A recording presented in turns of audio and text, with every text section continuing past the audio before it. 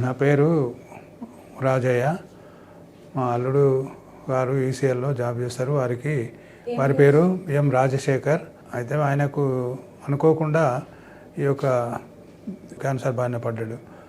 హాస్పిటల్లో తనకు చూపెట్టడం జరిగింది 5 months బ్యాక్.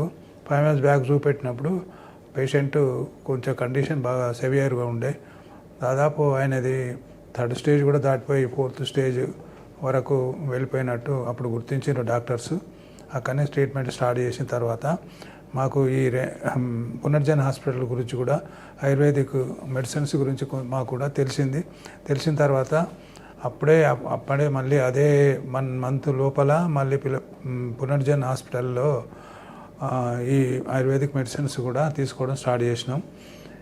స్టార్ట్ చేయడం వల్ల ఇప్పటి వరకు పెట్ స్కాన్స్లో కొంచెం తగ్గుకుంటూ వచ్చింది. మాకు సిమ్టమ్స్ ఎలా ఉన్నాయనంటే, అప్పుడు కిడ్నీ పైన ఒకటి, తర్వాత బోన్స్ పైన, చెస్ట్ పైన, తర్వాత అన్ని భాగాల్లో కూడా ఈ క్యాన్సర్ అనేటువంటిది వ్యాపింపడం జరిగింది.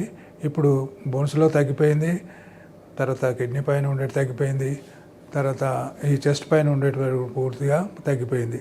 దాదాపు 4% అట్లా ఉన్నది, 1.8 అట్లా రావడం జరిగింది. కాబట్టి మాకు దీని మీద పూర్తిగా నమ్మకం అనేటువంటిది కుదిరి మళ్ళీ వాడడానికి మేము ముందుకు వచ్చినాము.